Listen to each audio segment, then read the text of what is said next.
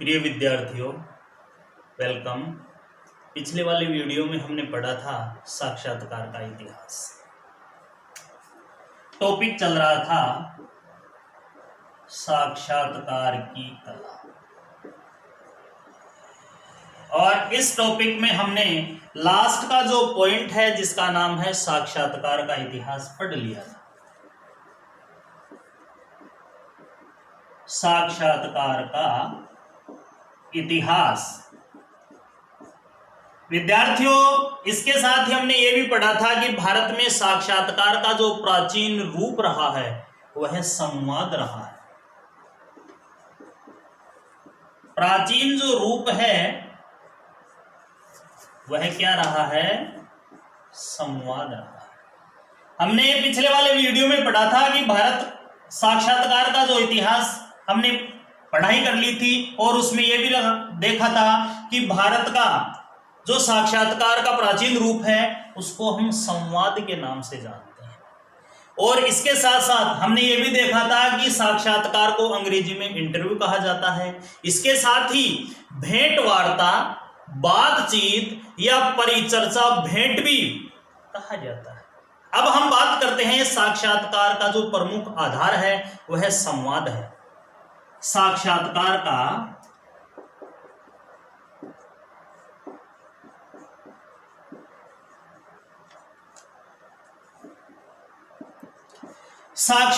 का प्रमुख आधार संवाद है। प्रश्न आ जाए, ये क्वेश्चन आ जाए कि साक्षात्कार का प्रमुख आधार संवाद है, इस कथन को स्पष्ट कीजिए। तो इस कथन को हम देखते हैं। नंबर 1 प्रश्न ऐसा है कि साक्षात्कार का प्रमुख आधार जो है वह संवाद है, या साक्षात्कार का प्रमुख आधार संवाद कैसे है, इस कथन को स्पष्ट कीजिए। तो नंबर 1, साक्षात्कार जो होता है वो किसी व्यक्ति से रूबरू होकर किसी विषय पर बातचीत को कहा जाता है। नंबर 2 है बातचीत का जो आधार है वह संवाद होता है। और नंबर 3 जो है वह यह है कि यदि संवाद न हो, परस्पर सवाल जवाब न हो, तो उसे साक्षात्कार नहीं कहा जाता है। तीसरा पॉइंट हमने देखा कि अगर संवाद ही नहीं होगा, यानी कि आपस में एक दूसरे से बातचीत ही नहीं होगी, तो उसको हम साक्षात्कार नहीं कह सकते। चौथा जो पॉइंट है उसमें हम ये भी देख सकते हैं कि हमारे संवाद जो है जितने प्रभावी होंगे, जितने आकर्षक होंगे, साक्षात्कार भी हमारा उतना ही प्रभावपूर्ण होगा। और 5वें में अगर हम बात करें कि संवाद को साक्षात्कार का प्रमुख आधार जो है वो इसीलिए ही कहा जाता है। अब अगला जो क्वेश्चन है वो ये है कि साक्षात्कार लेने के समय दाता से हमें किस प्रकार का वातावरण बनाना चाहिए। अगला जो क्वेश्चन है वो क्या है? साक्षात्कार लेते समय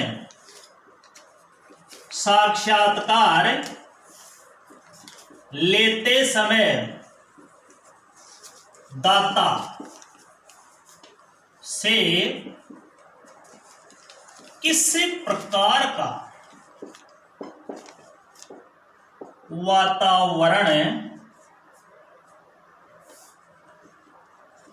बनाना चाहिए। यह क्वेश्चन है कि साक्षात्कार लेते समय, दाता का मतलब होता है साक्षात्कार देने वाला। हमने पहले इसके बारे में पढ़ लिया था, दाता और प्रता के बारे में हमने विचार कर लिया था कि दाता का मतलब होता है साक्षात्कार देने वाला और प्रता का मतलब होता है साक्षात्कार लेने वाला। तो इसमें जो क्वेश्चन है वो क्या बन रहा है हमारा कि साक्षात्कार लेते समय दाता से किस प्रकार का वातावरण बनाना चाहिए। हम जिस व्यक्ति का साक्षात्कार लेने जा रहे हैं उस व्यक्ति के सामने या वहां का वातावरण हमें किस प्रकार से तैयार करना चाहिए, उसके लिए नंबर 1 बात करते हैं कि जिस व्यक्ति विशेष का साक्षात्कार करने जा रहे हैं, हम जिस व्यक्ति विशेष का साक्षात्कार करने जा रहे हैं उससे मिलते ही सवाल न करें और न ही टेप रिकॉर्डर निकालें। दूसरा जो पॉइंट होना चाहिए वो ये है कि न ही नोटबुक और पेंसिल का प्रयोग करना चाहिए, और तीसरा जो पॉइंट है, नई प्रश्नावली निकालकर अपने सामने उसको रखना चाहिए। कहने का मतलब है कि साक्षात्कार लेते समय दाता से हमें जो वातावरण, दाता के सामने जो वातावरण बनाना चाहिए, जो वातावरण होना चाहिए, ना तो उससे जाते ही सवाल जवाब करने चाहिए, ना ही पेन वगैरह पेंसिल वगैरह निकालना चाहिए, और ना ही उससे जाते ही प्रश्न वगैरह पूछ लेने चाहिए। चौथा जो पॉइंट है वह यह है कि सबसे पहले सामान्य अभिवादन, यानी कि एक अच्छा अभिवादन उससे करना चाहिए। परिचय और विषय के इर्द गिर्द ही अपनी बात रखें। पांचवा जो पॉइंट है, माहौल और मूड बनाएं। वहां पे अपना जो साक्षात्कार लेने का जो माहौल है, एक सही माहौल और एक अच्छा मूड बनाएं। छठवा जो पॉइंट है, साक्षात्कार के लिए अच्छा माहौल जो है वो बहुत जरूरी है। सातवें की बात अगर करें तो पहले दौर में गैर विवादित सामान्य प्रश्न पूछे। ऐसा नहीं कि जाते ही हम उनसे इस प्रकार के सवाल जवाब करें जिससे कि वो हमसे नाराज हो जाएं और हमारा जो साक्षात्कार है वह सफल नहीं हो पाए। तो पहले दौर में यानी कि शुरुआती समय में गैर विवादित सामान्य प्रश्न ही पूछें, व्यक्ति को पूर्ण रूप से खुलने का मौका दें। और आठवां जो पॉइंट है, तालमेल अथवा सामंजस्य बिठाएं, उनसे घुले मिले। अगला जो प्रश्न है वह क्या है, अब ये तो हो गया साक्षात्कार लेते समय दाता से हमें किस प्रकार से यानी कि साक्षात्कार लेते समय दाता से हमें किस प्रकार का वातावरण बनाना चाहिए। अगला जो क्वेश्चन है, अगली जो बात है वह क्या है कि ये तो हो गया साक्षात्कार। अब बात आती है, अगला जो क्वेश्चन जो हमारा बनता है वो क्या बनता है कि साक्षात्कार खत्म होने के बाद हमें जो बात ध्यान में रखनी है वो कौन कौन सी है। अगला जो क्वेश्चन है वह क्या बन रहा है कि साक्षात्कार खत्म होने के बाद, अगला जो क्वेश्चन बन रहा है वो क्या बन रहा है कि साक्षात्कार खत्म होने के बाद अपने को क्या विचार करना चाहिए, यानी कि अपने को किस प्रकार से कार्य करना चाहिए। साक्षात्कार जो है कि खत्म होने के बाद हमें कौन कौन सी बातों का ध्यान रखना चाहिए। साक्षात्कार खत्म होने के बाद कौन सी बातों का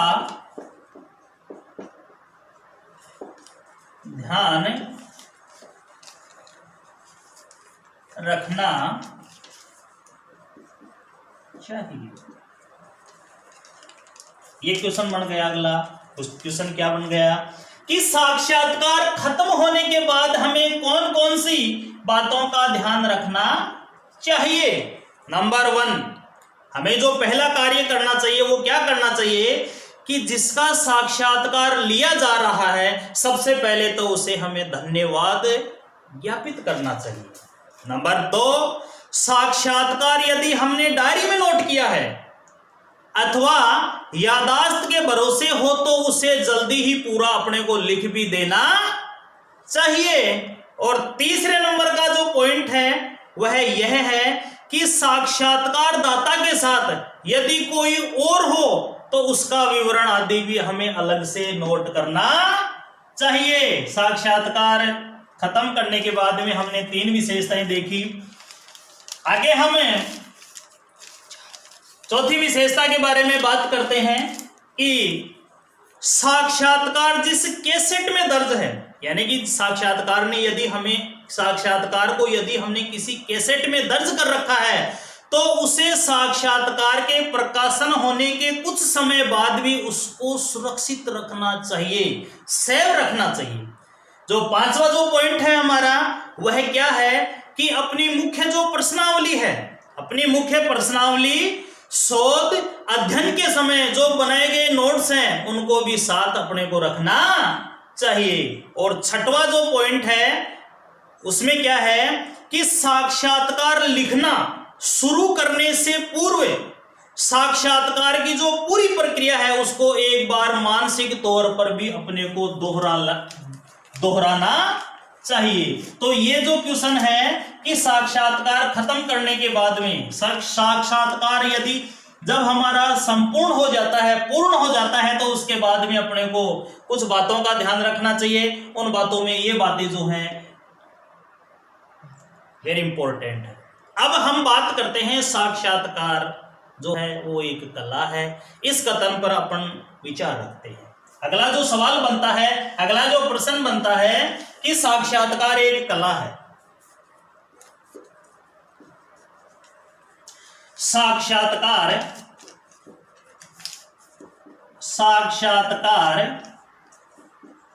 एक कला है। इस पर विचार बताइए या इस पर अपने विचार लिखिए। अगला जो क्वेश्चन बनता है वह क्या बनता है कि साक्षात्कार एक कला है, इस पर अपने विचार बताइए या इस पर अपने विचार लिखिए। तो इस पे हम विचार देखते हैं। नंबर 1, साक्षात्कार लेना जो है वो कोई आसान कार्य नहीं है। अगर हम ये सोचें कि साक्षात्कार का कार्य जो है बिल्कुल आसान है, तो ऐसा सोचना हमारा बिल्कुल गलत है। नंबर 1 जो हमें अपने को ध्यान रखना है वो क्या ध्यान रखना है कि साक्षात्कार लेना कोई आसान कार्य नहीं है। हर व्यक्ति सरलता से साक्षात्कार की जो प्रक्रिया है उसको संपन्न नहीं कर सकता। अगर दूसरी बात अपने को ध्यान रखनी है कि साक्षात्कारकर्ता को, जो साक्षात्कार लेने वाला है, साक्षात्कारकर्ता को कुछ विशेष सावधानियों को ध्यान में रखना होता है।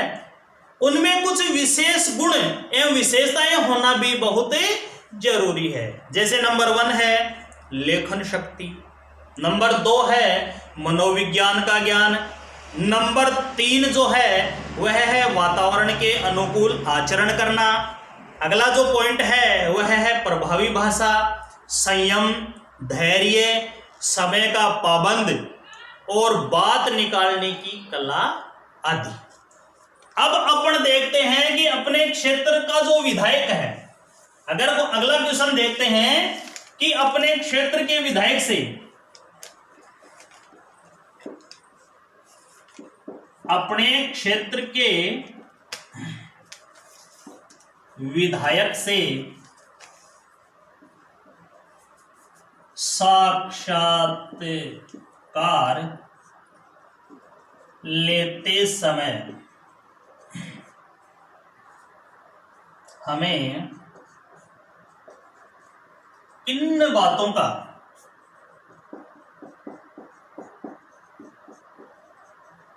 ध्यान रखना चाहिए। इसके लिए अपने काल्पनिक प्रश्नावली देखते हैं। प्रश्न है अपने क्षेत्र के विधायक से साक्षात्कार लेते समय हमें किन बातों का ध्यान रखना चाहिए, और इसके लिए अपने काल्पनिक प्रश्नावली देखते हैं। तो विद्यार्थियों, अपने क्षेत्र के विधायक से साक्षात्कार के लिए यदि मैं सबसे पहले साक्षात्कार के लिए उनसे संपर्क करता हूं, तो सबसे पहले साक्षात्कार के विषय का चयन करूंगा। विधायक महोदय से संपर्क करके साक्षात्कार के लिए समय देने हेतु निवेदन करेंगे। समय तय होने पर उनके सामने हम कुछ सवाल रखेंगे। वो कौन कौन से सवाल हैं वो देखते हैं। उनके सामने हम जो सवाल रखेंगे, यानी कि विधायक महोदय से साक्षात्कार लेते समय हम कुछ उनके सामने हमारी समस्याएं रखेंगे, हमारे जो सवाल हैं वो रखेंगे। कौन कौन से सवाल रखेंगे देखते हैं। नंबर 1, उन जाते ही अब अभिवादन करने के बाद में अपन उनके सामने जो सवाल रखेंगे, नंबर 1 है आपके नजरिए से क्षेत्र में किन किन क्षेत्रों में विकास की संभावनाएं हैं। पहला सवाल जो हमारा होगा वो हम ये रखेंगे कि आपके नजरिए से क्षेत्र में किन किन क्षेत्रों में विकास की जो संभावनाएं हैं वो होनी चाहिए। तो दूसरा हमारा जो सवाल है वो ये होगा कि विकास की इस योजना में आप जन सहभागिता के लिए क्या क्या प्रयास करेंगे। और तीसरा जो सवाल हम रखेंगे कि इस योजना से दूरगामी प्रभाव क्या होंगे। आपने जिस योजना के बारे में या आप जिस योजना के बारे में हमें बता रहे हो, इस योजना के बारे में दूरगामी प्रभाव क्या होंगे। ये सारे के सारे जो सवाल है विद्यार्थियों, हम अपने क्षेत्र के विधायक से साक्षात्कार लेते समय हम उनसे करेंगे। अगला जो हमारा क्वेश्चन बनता है, अगला जो हमारा क्वेश्चन है वह क्वेश्चन क्या है, किसी प्रसिद्ध खिलाड़ी का टेलीविजन पर प्रसारण हेतु साक्षात्कार लेने के लिए एक प्रश्नावली तैयार कीजिए। क्वेश्चन क्या बन रहा है, किसी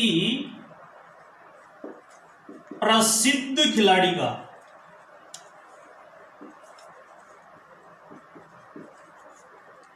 टेलीविजन के लिए, टेलीविजन प्रसारण के लिए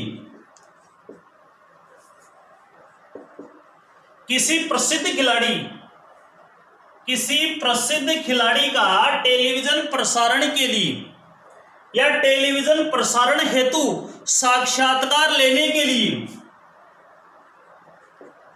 साक्षात्कार लेने के लिए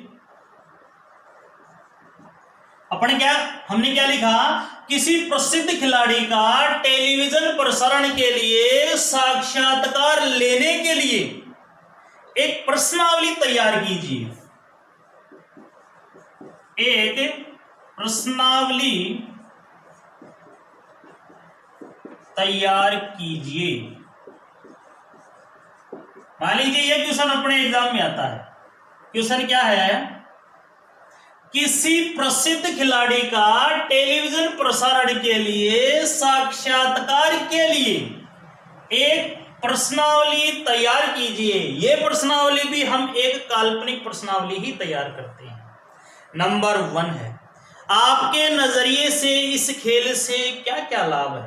पहला जो हमारा उस खिलाड़ी से होगा कि आपके नजरिए से इस खेल से क्या क्या लाभ है। दूसरा जो पॉइंट होगा, यह खेल खिलाड़ियों को रोजगार कैसे दे सकता है। जो आपका खेल है, खिलाड़ियों को यह खेल जो है वो रोजगार कैसे दे सकता है।